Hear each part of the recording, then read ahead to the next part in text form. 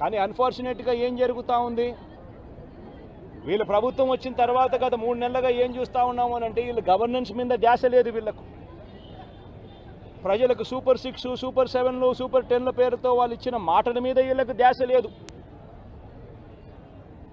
వీళ్ళ ధ్యాస అంతా రెడ్ బుక్ పరిపాలన, వీళ్ళ ధ్యాస అంతా రెడ్ బుక్ తెరచడము, ఎవరెవరికి కక్షలు ఉన్నాయో ఆ కక్షలు తీర్చుకునేదానికి గ్రీన్ సిగ్నల్ ఇవ్వడం. ఇది వీళ్ళ పరిపాలన మీద వీళ్ళ ధ్యాస. వీళ్ళు పెట్టాల్సిన ధ్యాస ఇటువంటి రిపోర్ట్ల మీద, ఇటువంటి కంప్లైంట్స్ మీద, ఇటువంటి ఘటనల మీద ఎవరెవరు ఏమేం చేయాలి అని చెప్పి ప్రోటోకాల్ ప్రకారం జరుగుతూ ఉందా లేదా, ఇవన్నీ జరుగుతున్నాయా లేదా అని చెప్పి చూసుకొని గవర్నెన్స్ రెగ్యులర్గా పాలసీ రెగ్యులర్గా జరిగి ఉంటే ఈరోజు ఫ్యాక్టరీస్ పరిస్థితి ఇలా ఉండేది కాదు. ఈరోజు ఈ కార్మికులు చనిపోయి ఉండేవాళ్ళు కాదు. ఈరోజు స్కూళ్ళు బాగుపడి ఉండేటివి. ఇంగ్లీష్ మీడియం టోఫుల్ 3వ తరగతిలోనే టోఫుల్ పీరియడ్ని తీసుండేవాళ్ళు కాదు. నాడు నేడు కొనసాగుండేది. గోరుముద్ద కార్యక్రమం బాగా జరుగుతూ ఉండేది. ఇవన్నీ కూడా జరుగుతూ ఉండేటివి. ఒకవైపున స్కూళ్ళు నాశనం అయిపోయాయి, మరోవైపున హాస్పిటళ్ళకి సంబంధించి జనవరి నుంచి రావాల్సిన బిల్లులు, జనవరిలో బిల్లులు ఏదైనా ఉంటే ఫిబ్రవరిలో ఆ బిల్స్ ప్రాసెస్ చేస్తారు, మార్చిలో ఆ బిల్స్కి సంబంధించిన పేమెంట్లు క్లియర్ చేస్తారు.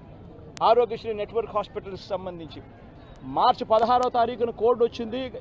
ఇక అప్పటి నుంచి జనవరికి సంబంధించిన బిల్లులు పూర్తి జనవరికి సంబంధించినప్పటి నుంచి ఇప్పటిదాకా ఆరోగ్యశ్రీ బిల్లులు నెట్వర్క్ హాస్పిటల్లో ఇవ్వడం లేదు. ఆరోగ్యశ్రీ హాస్పిటల్కు బిల్లులు రావడం లేదు కాబట్టి ఏ పేషెంట్ అయినా హాస్పిటల్కి పోతే ఆ హాస్పిటల్లో ఆ పేషెంట్ డబ్బులు లేక కట్టలేని పరిస్థితిలో, పేషెంట్ అధ్వానమైన పరిస్థితిలో బతుకుతూ ఉన్నాడు. పట్టించుకునే నాతుడు లేడు. పిల్లలకు సంబంధించిన ఫీజు రీయింబర్స్మెంట్ అనే కార్యక్రమం గతంలో వైఎస్ఆర్సీపీ ఉన్నప్పుడు ఏ రకంగా జరిగేది? ప్రతి 3 నెలలకు ఒకసారి, ప్రతి త్రైమాసికం అయిపోయిన వెంటనే, ఆ త్రైమాసికం అయిపోయిన వెంటనే ఫీజు రీయింబర్స్మెంట్ కింద విద్యా దీవెన అన్నది ఆ తల్లుల ఖాతాల్లోకి జమ అయ్యేది. ఈరోజు 2 క్వార్టర్స్ అయిపోయాయి, 2 త్రైమాసికాలు అయిపోయాయి. జనవరి, ఫిబ్రవరి, మార్చు, ఏప్రిల్, మే, జూను. ఇప్పుడు 3వ త్రైమాసికం కూడా జూలై, ఆగస్ట్, సెప్టెంబర్ కూడా అయిపోవస్తూ ఉంది దాదాపుగా. ఇంతవరకు పిల్లలకు సంబంధించిన ఫీజు రీయింబర్స్మెంట్ బకాయిలు ఇంతవరకు రూపాయి కూడా ఇవ్వాల.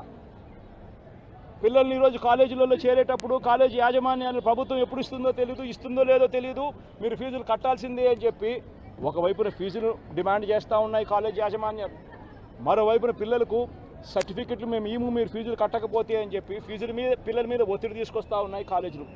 పట్టించుకునే పరిస్థితి లేదు. వ్యవసాయం ముమ్మరంగా సాగుతూ ఉంది. రైతులందరికీ కూడా పెట్టుబడి సహాయం కింద 20,000 రూపాయలని ఇస్తానన్నాడు. ఆ పెట్టుబడి సహాయం ఏమైందని రైతు అడుగుతూ ఉన్నాడు. గతంలో కనీసం 13,500 వచ్చేది. ఈరోజు పెట్టుబడి సహాయం కింద 20,000 ఇస్తానన్నాడు. ఇంతవరకు రూపాయి ఇలా పెట్టుబడి సహాయం పోయింది. రైతులకు సంబంధించి ఇన్సూరెన్స్ సొమ్ము, రైతులకు ఇంతకుముందు ఉచితంగా పంటల బీమా వచ్చే పరిస్థితి నుంచి ఆ ఉచితంగా కట్టాల్సిన పంటల బీమాకు సంబంధించి మామూలుగా ప్రతి సంవత్సరం ఏప్రిల్, మేలో ఆ ఇన్సూరెన్స్ ప్రీమియం కట్టాలి. 2023-24కు సంబంధించిన ఖరీఫ్కు సంబంధించిన ఇన్సూరెన్స్ సొమ్ము రావాలి అని అంటే 2024 ఏప్రిల్, మేలో ప్రభుత్వం డబ్బులు కడితే, ఆ మేలో ప్రభుత్వం డబ్బులు కడితే మ్యాచింగ్ గ్రాంట్ సెంట్రల్ గవర్నమెంట్ కూడా ఇచ్చి జూన్ మాసంలో ఇన్సూరెన్స్ సొమ్ము కూడా ప్రభుత్వం ప్రతి సంవత్సరం ఇస్తూ వచ్చింది. ఆ ప్రక్రియను పూర్తిగా నాశనం చేశారు. ఇన్సూరెన్స్ సొమ్ము కూడా రాని పరిస్థితిలో ఈరోజు రైతన్న ఉన్నాడు. ఉచిత పంటల బీమా గాలికి ఎగిరిపోయింది. ఈ క్రాప్ అనేది గాలికి ఎగిరిపోయింది. రైతులందరూ కూడా ఈరోజు క్యూలలో నిలబడతా ఉన్న పరిస్థితులు కనబడతా ఉన్నాయి. కనీసం ఎరువులు కావాలన్నా, విత్తనాలు కావాలన్నా దారుణమైన పరిస్థితికి వెళ్ళిపోయింది. గడప వద్దకే, ఇంటి వద్దకే వచ్చే పెన్షన్ ఆగిపోయింది.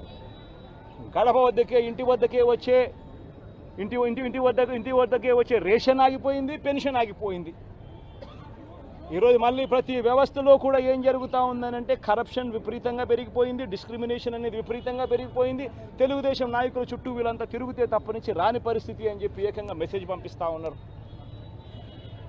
ఈరోజు నిజంగా పాలన అన్నది నిజంగా ఈరోజు ఏం జరుగుతూ ఉందనంటే రోజు కూడా కక్షలు తీర్చుకునే దానికోసము కొట్టడము, చంపడము, ఆస్తులను ధ్వంసం చేయడము ఇవే కనిపిస్తున్నాయి తప్పనించి పాలనలో ఏదైనా కూడా మంచి చేయాలి, ప్రజలకు మంచి జరగాలి అన్న ఆలోచన, తాపత్రయం ఎక్కడ కూడా కనిపించని అధ్వానమైన పరిస్థితి ఈరోజు మొట్టమొదటిసారిగా రాష్ట్రంలో సాగుతూ ఉంది.